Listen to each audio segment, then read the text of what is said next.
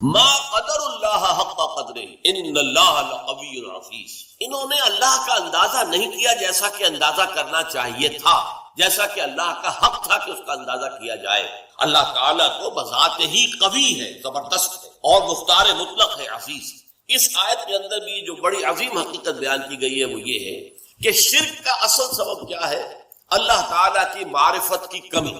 آپ کو معلوم ہے یہ بات میں نے بہت مرتبہ بیان کی، شرک کہتے کسے ہیں؟ ایک اللہ، بڑے اللہ کو مان کر اس کے ساتھ چھوٹے اللہ مان لی. ایک مہادیو کو مانا لیکن دیویوں اور دیوتاؤں کی ایک فوج بھی مان لی. ایک بڑے جی سے لکھے جانے والا گاڈ بھی مان لیا اور چھوٹے جی سے گاڈز اینڈ گاڈیسز ان کی پوری ایک فوج بھی مان لی.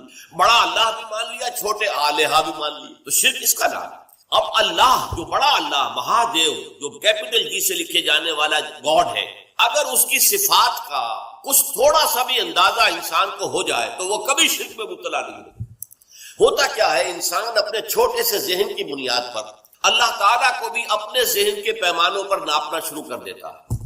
جیسا کہ آپ کو معلوم ہے زیادہ سے زیادہ تصور جو ہے پچھلے زمانے میں جاتا تھا طاقتور ہستی، با اختیار ہستی، تو بڑا بادشاہ، بس اس سے آگے کا کوئی تصور تو نہیں. اب بڑا بادشاہ جو ہے ظاہر بات ہے نمبر ایک اس کی حکومت جو قائم ہوتی تھی وہ اس کے جو نیچے ہوتے تھے نائبین، اس کے سردار، اس کے لارڈز، اس کے جو ہے منصبدار، ان کے بل پر حکومت قائم ہوتی تھی نا. آخر بڑے سے بڑا بادشاہ بھی اس کے 2 ہاتھ 2 آنکھیں 1 ناک 2 پاؤں، اس کے سوا تو کچھ نہیں تھے. وہ اکیلا کیا کر لیتا؟ اکیلا چنا جو ہے وہ بھاڑ کو نہیں پھوڑ سکتا. لہذا اس کی حکومت قائم تھی اپنے نائبین سلطنت کی بنیاد پر، جاگیرداروں کی بنیاد پر. جو بھی اس کے منصبدار ہوتے تھے، 30,000 منصبدار، 50,000 منصبدار، اور وہاں آپ یورپ میں انہیں کہتے تھے لارڈز ہیں. یہ ہے در حقیقت جن کے بنیاد کے اوپر بادشاہ کی بادشاہت آئی. تو انہوں نے تصور کیا کہ اللہ بھی ایک بہت بڑا بادشاہ ہے، مان لیا سب سے بڑا بادشاہ ہے، لیکن اس کے نائبین سلطنت ہے. وہ نائبین سلطنت کے بغیر تو حکومت نہیں کر سکتا. چنانچہ انہوں نے فرشتوں کو، جو کہ در حقیقت اللہ کے کارندے ہیں، جس کا صحیح تصور کیا ہے کہ یفعلون ما یؤمرون لا یعصون اللہ ما امرهم، اللہ تعالیٰ جو حکم دے دے قطعا اس کے اندر نافرمانی نہیں کر سکتے، بلکہ وہی کچھ کرتے ہیں جس کا حکم دیا جاتا ہے. انہوں نے ان فرشتوں کے تصور کو بگاڑ کر یہ دیویاں، دیوتا، خدا، یہ چھوٹے خدا بنا لیے کہ ان کے پاس بھی کچھ اختیار ہے. آخر 50,000 منصبدار جو ہے اس کے پاس بھی طاقت ہوتی ہے، فوج ہوتی ہے. 30,000 منصبدار کے پاس بھی کچھ نفری ہوتی ہے، کچھ طاقت ہوتی ہے، کچھ اختیارات ہوتے ہیں. لہذا انہوں نے یہ در حقیقت دیوی، دیوتا اور گاڈز اینڈ گاڈیسز وغیرہ جو ہیں، یہ ایمان باللہ کی بگڑی ہوئی شکل ہے، ایمان بالملائکہ کی بگڑی ہوئی شکل، کہ انہوں نے ملائکہ کو با اختیار مان کر اب ان کو بھی ان کے لیے مورتیاں بنا لی، ان کے لیے تصویریں بنا لی، ان کے لیے اپنے تخیل سے، اپنے تصور سے شکلیں بنا لی. پھر ان کے خاندان بنا لیے، فلاں کی بیوی فلاں دیوتا کی وہ بیوی جو ہے وہ اس کی دیوی. اس طریقے سے ایک نظام جو ہے خاندانی گھڑ لیا اور انہیں وہ دیویاں اور دیوتا بنا لیا. انہوں نے سمجھا کہ جیسے بڑے سے بڑے شہنشاہ کی شہنشاہی بھی نائبین سلطنت کے بل پر قائم ہے، اسی طرح اللہ کی بادشاہت جو ہے تو سب سے بڑا بادشاہ ہو، اللہ بادشاہ سب سے بڑا بادشاہ، لیکن یہ کہ اس کی بادشاہی بھی ان نائبین سلطنت کی بنیاد پر قائم. لہذا ان کی کچھ نہ کچھ دنڈوت کرو، ان کی کچھ نہ کچھ جو ہے وہ پوجا کرو، پاٹ کرو، کچھ ان کو دھو، کچھ ان کو ان کا دھون پیو، کچھ انہیں خوش کرو گے تو اللہ خوش ہوگا نا، یہ راضی ہوں گے تو اللہ راضی ہوگا. یہ تصور کیا ہے، انسان نے اللہ کو ایک بہت بڑے بادشاہ یا بہت بڑے جاگیردار کی شکل کے اندر دیکھا اور یہ نہیں سمجھا کہ وہ تو خود قوی ہے. ان اللہ لقوی عزیز، اس کی قوت جو ہے فرشتوں کے اوپر اس کا دار و مدار نہیں ہے. کوئی نائبین سلطنت نہیں ہے کہ جن کے اوپر اس کی طاقت کا دار و مدار ہو. بذات ہی قوی ہے، بذات ہی عزیز ہے. اس کی قوت اور اس کا اختیار جو ہے وہ اپنی ذات میں ہے، کسی اور کے سہارے قائم نہیں. اسی طرح کچھ لوگوں نے سوچا کہ بڑے سے بڑا بادشاہ بھی ہوتا ہے، تو آخر وہ ظاہر بات ہے کہ اگرچہ آپ کو معلوم ہے کہ ویسے انسان کو زیادہ مطلوب تو بیٹے ہوتے ہیں کیونکہ اس سے اس کا نام چلتا ہے، لیکن زیادہ محبت بیٹیوں سے ہوتی ہے. اس اعتبار سے اگر کوئی بیٹی جو ہے کوئی اپنے باپ سے فرمائش کرے تو بڑا مشکل ہو جاتا ہے باپ کے لیے اپنی بچی کا، اپنی بیٹی کی فرمائش کو رد کرنا. اس طریقے سے عرب والوں نے کیا سمجھا، یہ فرشتے جو ہیں خدا کی بیٹیاں ہیں اور خدا اپنی ان بیٹیوں کی کسی فرمائش کو رد نہیں کر سکتا. اگر یہ جو ہے کسی کی سفارش کر دے گی تو بس کیا کہنے، پھر اس کا بیڑا پار ہو جائے گا، وہ کامیاب ہو جائے گا. اس بنیاد پر انہوں نے فرشتوں کو خدا کی بیٹیاں قرار دیا، ان کی مورتیاں بنائی. لات، عزیٰ، منات، یہ سب مؤنث نام ہے جیسا کہ میں نے آپ کو بتایا. اور ساتھ انہوں نے کہا وَمَا نَعْبُدُ إِلَّا لِيُقَرِّبُونَا إِلَى اللَّهِ زُلْفَىٰ، ہم جو ان کو پوجتے ہیں وہ اس لیے کہ یہ ہمیں اللہ سے قریب تر کرنا. اور یہ بھی کہا گیا کہ ہؤلاء شفعاؤنا عند اللہ، یہ اللہ کے ہاں ہمارے شفیع ہوں گے۔ اختیار مطلق تو اللہ کے ہاتھ میں ہے، لیکن کوئی شخص اپنی پیاری بچی کی کسی بات کو رد کرتا ہے؟ اللہ بھی اپنی بیٹیوں کی سفارش کو رد نہیں کرے گا، لہذا ان کی سفارش سے ہمارا بیڑا پار ہو جائے گا۔ اسی طریقے سے بڑے سے بڑا آدمی بھی ہوتا ہے تو اس کے کچھ دوست ہوتے ہیں، ان دوستوں کی بات کو ٹال نہیں سکتا۔ اس کی وجہ کیا ہے؟ ہر انسان کو معلوم ہو، جب بڑے سے بڑا انسان ہو اسے معلوم ہوتا ہے کہ کسی وقت مجھے ضرورت پیش آ سکتی ہے اپنے دوست کی مدد کی۔ اب اگر میں اپنے دوست کی کوئی بات نہیں مانوں گا تو میری ضرورت کے وقت یہ میرا دوست میرے کام نہیں آئے گا۔ تو دوستیاں پالی جاتی، باقاعدہ ان کو نبھایا جاتا۔ بھائی بات تو یہ غلط کہہ رہا ہے، صحیح نہیں ہے، لیکن کیا کرے، دوست ہے، اب دوست کی بات کو لوٹائی نہیں جا سکتی، ماننی پڑتی ہے۔ اسی سے تصور بنا اللہ کے اولیاء، اللہ کے دوست، جتنے بھی عظیم انسان گزرے کہ جو اپنی جگہ پر اللہ کے بندے تھے، بالکل اللہ کی بندگی ہی پر وہ فخر کرتے تھے اور وہ اللہ کے سامنے سر تسلیم جو ہے جھکائے رکھتے تھے، لیکن ان کے تقوی، ان کے زہد کی بنا پر انہیں جب اولیاء اللہ قرار دے دیا گیا تو وہ اللہ کے دوست ہیں، اللہ کے ولی ہیں۔ اب یہ کسی سے خوش ہو جائے اور اس کی سفارش کر دے تو بیڑا پار ہو جائے گا، لہذا اولیاء اللہ کو بھی خداؤں کی فہرست میں شامل کر لیا گیا۔ چنانچہ یہ بات تقریباً اجماعی ہے کہ یہ جو قوم نوح کے بت تھے، وہ بت تمام کے تمام اولیاء اللہ، اس قوم کے اندر جو اولیاء اللہ گزرے تھے، بڑے نیک لوگ، زاہد و عابد، اللہ کے محبت کرنے والے، اللہ کے لیے اپنی پوری زندگی لگا دینے والے، ان کے ناموں پر انہوں نے بت گھڑ لیے۔ اب آج ہمارے یہاں یہ صرف کمی ہوئی ہے کہ بت نہیں ہے، لیکن قبروں کے ساتھ وہی معاملہ ہو رہا ہے۔ قبروں کو دھویا جا رہا ہے، دودھ سے دھویا جا رہا ہے، کسی عرق گلاب سے دھویا جا رہا ہے، اور پھر ظاہر بات ہے کہ اس میں سے کوئی ایک گلاس بھر کے لے آئے تو گویا کہ بڑا تبرک اس کو مل گیا، اسے سنبھال کر رکھے گا۔ یہ سارا کام کیا ہو رہا ہے؟ وہ یہی ہے کہ اولیاء اللہ ہیں، اللہ کے اولیاء ہیں، یہ راضی ہو جائیں، یہ خوش ہو جائیں، یہ کسی کی سفارش کر لے تو بیڑا پار ہو جائے گا۔ اس لیے کہ آپ کو معلوم ہے کہ بڑے سے بڑا شخص بھی اپنے دوستوں کی بات کو رد نہیں کر سکتا نا۔ اب یہ ساری چیزیں کیوں ہو رہی ہیں کہ تم نے اللہ تعالیٰ کو انسان سمجھا ہے اور بڑے سے بڑے انسان پر قیاس کر، بادشاہ ہو، بہت بڑا جاگیردار ہو، عام ایک کاشتکار جو ہے غریب، وہ شاید بادشاہ کو بھی نہ جانتا ہو کس بلا کا نام ہے، اسے تو معلوم ہے ہمارا جاگیردار ہے جو چاہے کرتا ہے، جس کی بیٹی چاہے اٹھا کر لے گا، جس کا جو چاہے کام کرے، اس کو کوئی چیلنج نہیں کر سکتا، اس کے اختیارات مطلق، بس جاگیردار۔ اسی پر انہوں نے قیاس کر کے اللہ تعالیٰ کے ساتھ یا نائبین سلطنت گھڑ لیے، یا اللہ کی بیٹیاں بنا لی، یا اللہ کے بیٹے بنا لیے، یا یہ کہ اولیاء اللہ کے ساتھ وہ معاملہ کرنا شروع کر دیا جو اللہ کے ساتھ کرنا چاہیے۔ یہ ہے اصل سبب، ما قدر اللہ حق قدرہ، وہ اللہ کا اندازہ نہیں کر سکتا۔ اللہ کی حکومت کسی کے بل پر قائم نہیں، اللہ کسی کا دست نگر نہیں ہے، اللہ کو کسی کی حمایت کی ضرورت نہیں، اللہ بذات ہی القوی ہے، اسے کسی فرشتے کی حاجت نہیں ہے، جو چاہے جب چاہے بغیر کسی فرشتے کو بیچ میں لائے ہوئے اللہ تعالیٰ کر سکتا ہے، آنے واحد کے اندر اس کا ایک حرف کن ہوگا اور بڑی سے بڑی بات ہو جائے گی۔ ہاں وہ چاہے تو فرشتے کو بھیج دے گا، جاؤ یہ کام اس طرح کر دو، لیکن انہیں اس سے زیادہ حیثیت فرشتے کی نہیں ہے، وہ اللہ کے فرشتادے ہیں، اللہ کے کارکن ہیں، اس کے سوا کچھ نہیں۔ اولیاء اللہ کے دوست ہیں، یقیناً کوئی شک نہیں، لیکن یہ کہ ان کے ہاتھ میں اختیار مطلق نہیں ہے کہ جس کو چاہے بخشوا دے، اللہ تعالیٰ کا اختیار ہے، وہ جس کی چاہے گا شفاعت سنے گا، مانے گا، جس کو اجازت دے گا وہ صرف شفاعت کے لیے زبان کھول سکے گا۔ یہ ساری چیزیں جو ہیں یہ تمام اپنی اپنی جگہ پر بیٹھ جائیں تو پھر شرک کا خاتمہ ہو جائے گا، اللہ تعالیٰ کی عظمت جو ہے وہ دل پر اجاگر ہو جائے گی۔ اب اسی پر قیاس کیجئے، جو اللہ کی عظمت کا اندازہ کر لے، جو اللہ کے حسن و جمال کی کوئی جھلک دیکھ لے، کیا وہ دنیا میں کسی اور شے کا پرستار ہو سکتا؟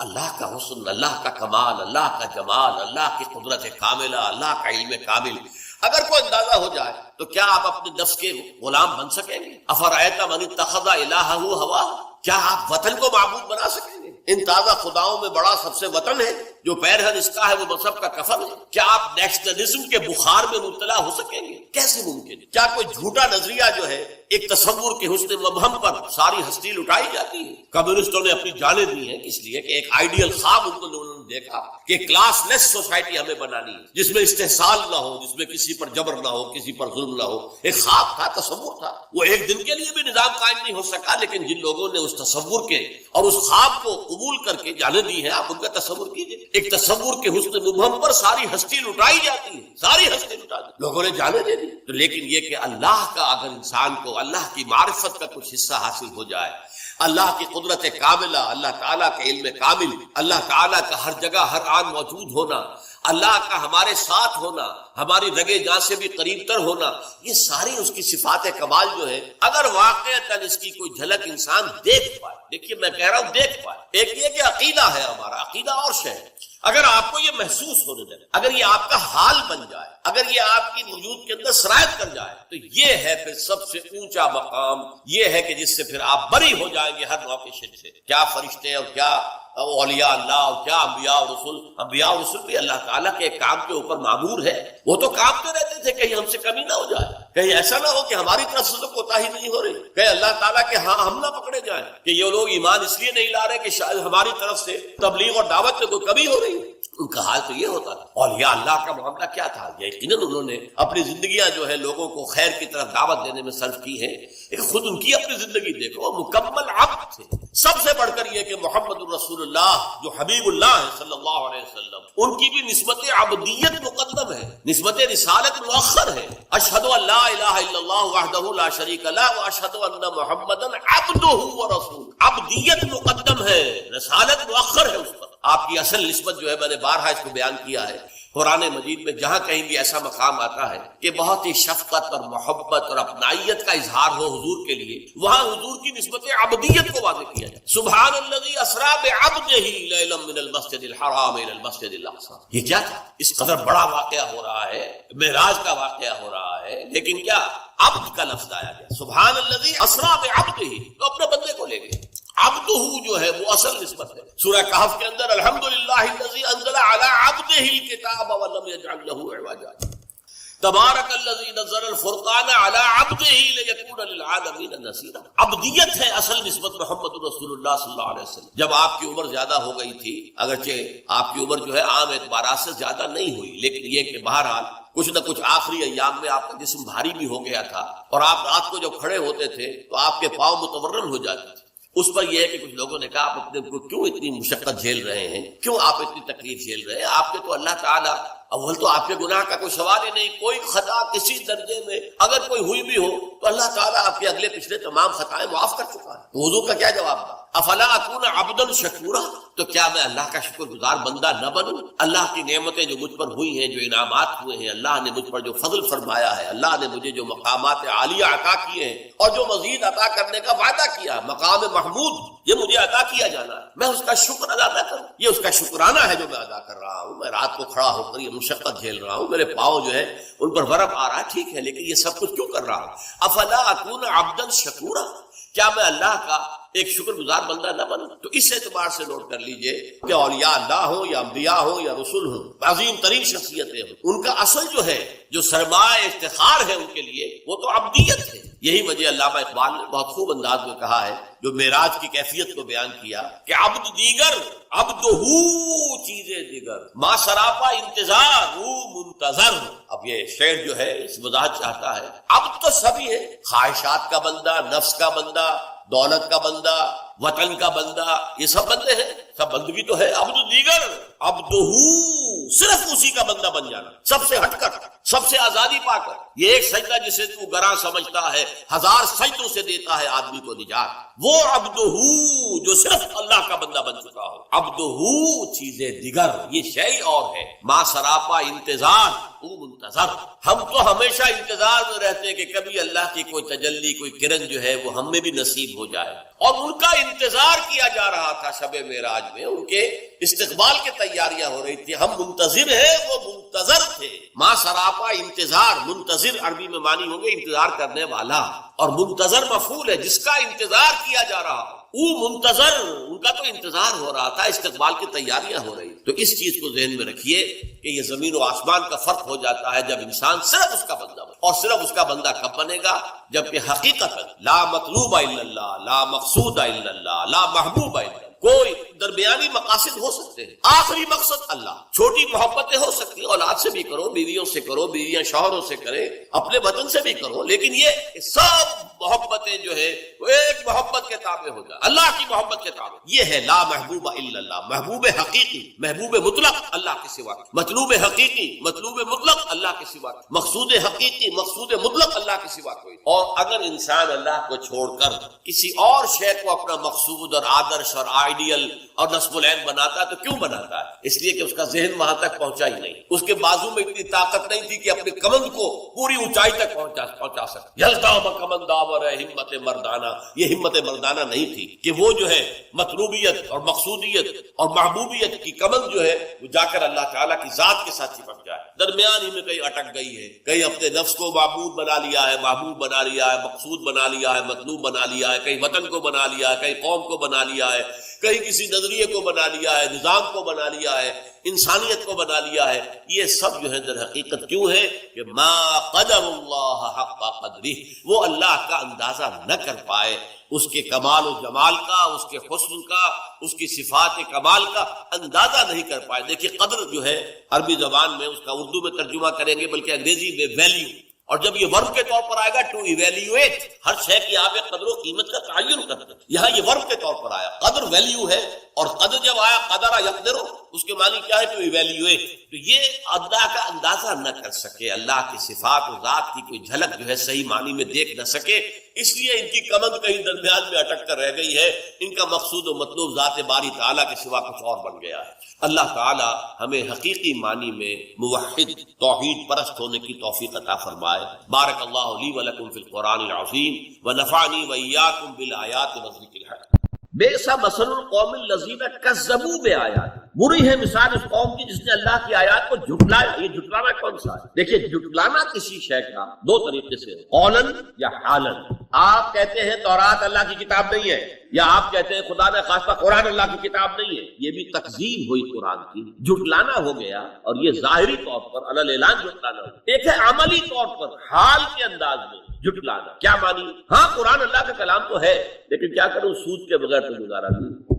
اب یہاں آپ نے قرآن کے ایک حکم کو جو کہ اس نے شد و مد کے ساتھ دیا ہے اس کی نفی کر دی. یہ جھٹلانا، آپ نے اپنے عمل سے جھٹلایا. قرآن یہ کہہ رہا ہے، آپ کچھ اور کر رہے ہیں. قرآن کہتا ہے ادھر جاؤ، آپ کسی اور طرف جا رہے ہیں. تو گویا کہ تکذیب ہے، یہ تکذیب حالی ہے، یہ تکذیب عملی ہے. حضور نے فرمایا صلی اللہ علیہ وسلم ما آمن بالقرآن من استحل محارم، جس انسان نے قرآن کی حرام کردہ چیزوں کو اپنے لیے حلال ٹھہرا لیا، اس کا قرآن پر کوئی ایمان نہیں. وہ جھوٹا ہے اگر کہتا کہ میرا ایمان ہے قرآن. تو یہ تکذیب ہے جو یہود نے کی، ورنہ زبان سے تو انہوں نے کبھی نہیں کہا کہ تورات اللہ کی کتاب نہیں ہے. ان کا دعویٰ تو یہی رہا کہ ہم جو ہے اللہ کی کتاب تورات کو ماننے والے ہیں. یہی حال آج ہمارا، اپنے عمل سے پوری امت مسلمہ قرآن کو جھٹلا رہی ہے، اس لیے کہ قرآن کا نظام کہیں قائم نہیں، قرآن کے قوانین کہیں نافذ نہیں. تو بئس مثل القوم الذین کذبوا بآیات اللہ. اور اس کے بعد فرمایا واللہ لا یہدی القوم الظالمین، اللہ ایسے ظالموں کو ہدایت نہیں ہے. اس میں ہمیشہ میں نے اضافہ کیا، زبردستی ہدایت نہیں ہے. ایک آدمی ظلم کر رہا ہے، غلطی پر ہے،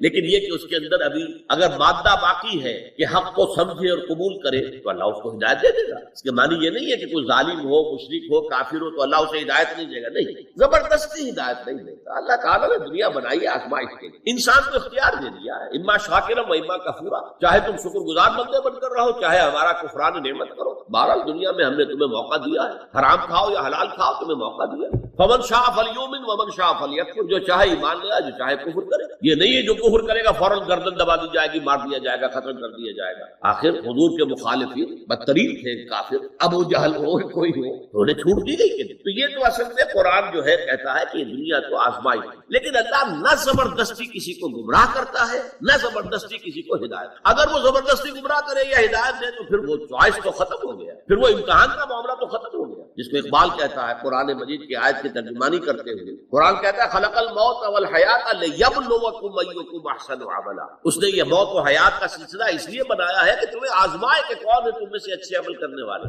اسی کو علامہ اقبال نے کہا کلزم ہستی سے تو ابرا ہے مانند حباب. کیا ہماری حیثیت ہے؟ یہ پوری کائنات، اس میں میرا اور آپ کا کیا مقام؟ بلبلا، جیسے سمندر کے اوپر پانی کا کوئی بلبلا بن گیا ہو تو سمندر کے پانی سے اس بلبلے کی کیا نسبت؟ لیکن یہ بلبلا بہت عظیم ہے، یہ انسان اس کو جو ہے خلافت الارض دی گئی ہے، زمین کا خلیفہ بنایا گیا۔ لیکن بہت پیارا انداز ہے یہ، قلزم ہستی سے تو ابرا ہے مانند حباب، اس ضیاء خانے میں تیرا امتحان ہے زندگی، یہ زندگی جو ہے امتحان ہے۔ اس اعتبار سے ان اللہ لا یہدی القوم الظالمین، اللہ ایسے ظالموں کو زبردستی ہدایت دی۔ سورہ صف میں یہ مضمون 2 دفعہ آیا، واللہ لا یہدی القوم الفاسقین، ایسے فاسقوں کو اللہ زبردستی ہدایت نہیں دیتا۔ واللہ لا یہدی القوم الظالمین، اللہ ایسے ظالموں کو ہدایت نہیں دیتا زبردستی۔ یہاں پر دوسرا لفظ آیا ظالمین، اور اگلی سورت جو ہے سورہ منافقون، اس کے بعد ہمیں اسی کا مطالعہ کرنا ہے، اس میں ان اللہ لا یہدی القوم الفاسقین دوبارہ آیا۔ ووصینا الانسان بوالدیہ، اب ایک مسئلہ اور تھا عملی، جو لوگ ایمان لائے تھے نوجوان تھے، 2 ان میں سے نوجوان تھے، اب ان کے لیے مسئلہ یہ ہو گیا کہ والدین کہہ رہے ہمارے حقوق ہیں تمہارے اوپر، ہم نے تمہیں پالا پوسا ہے، لہذا ہمارا حکم مانو۔ ہم کہتے ہیں کہ محمد سے تم اپنا تعلق توڑ لو، چھوڑو اس کو، دین کو، کیوں اس میں لگے ہوئے؟ آخر تم ہماری اولاد ہو، ہم نے تمہیں پالا۔ خاص طور پر ماں حضرت سعد بن ابی وقاص کی والدہ، والد تو فوت ہو چکے تھے، لیکن والدہ جو ہے اس نے بڑے ناز و نام میں پالا تھا۔ اب اس کے بعد اس نے جو ہے مرن برت رکھ لیا اس عورت نے، ماں جو تھی حضرت سعد بن ابی وقاص کی۔ اگر سعد اپنے باپ کے دین میں واپس نہیں آتا تو میں اپنے آپ کو ہلاک کر دوں گی، مر جاؤں گی، نہ کچھ کھاؤں گی نہ پیوں گی۔ اب دیکھیے اس نوجوان سلیم الفطرت نوجوان جو ایمان لایا ہے محمد صلی اللہ علیہ وسلم، بہرحال وہ ایک شریف انسان ہے، نوجوان ہے، ماں کی یہ حالت دیکھ رہا ہے تو کتنے بڑے امتحان سے دوچار ہوئی۔ تو مسئلہ پیدا ہوا کہ معاملات میں کیا کیا جائے۔ ایک والدین کے جو احسانات ہیں وہ اپنی جگہ ہیں، والدین کا کے ساتھ حسن سلوک خود قرآن مجید میں 4 جگہ میں نوٹ کرا آیا ہوں۔ اللہ کے حق کے فوراً بعد والدین کا حق ہے۔ تو اب عملی سوال یہ ہے کہ جہاں یہ دونوں حق ٹکرا جائیں، والدین جو ہے شرک کا حکم دے رہے ہیں،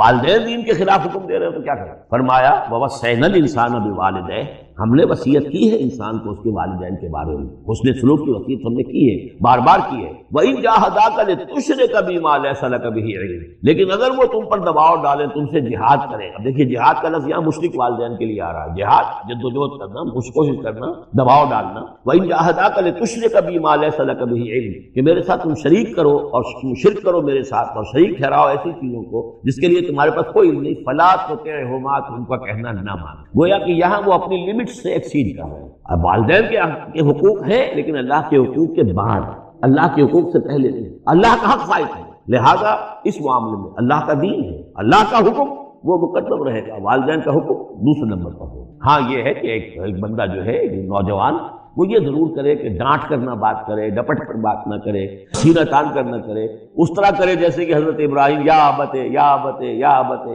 وہ ابا جان امی جان آپ دیکھیے میرے لیے مجبوری ہے، میں نہیں کر سکتا ہوں، آپ اس معاملے کے اندر مجھ پر جو ہے دباؤ نہ ڈالیں، نرمی کے ساتھ ان میں جس طریقے سے بھی ہو، لیکن یہ ہے کہ ماننا نہیں ہے۔ یہ بات اور مزید کھل کر آئے گی سورہ لقمان میں، وَإِن جَاهَدَاكَ لِتُشْرِكَ بِي مَا لَيْسَ لَكَ بِهِ عِلْمٌ فَلَا تُطِعْهُمَا، تم دونوں کا کہنا مت مان، إِلَيَّ مَرْجِعُكُمْ، میری ہی طرف تمہیں لوٹ کر آنا ہے، فَأُنَبِّئُكُم بِمَا كُنتُمْ تَعْمَلُونَ، اور پھر میں تمہیں بتا دوں گا، جتلا دوں گا جو کچھ کہ تم کرتے رہے۔ اب یہاں بھی ایک مسئلہ پیدا ہوتا ہے کہ یہ لوگ اپنے گھر والوں سے کٹ رہے ہیں، والدین سے کٹ رہے ہیں، بھائی سے جدا ہو رہے ہیں۔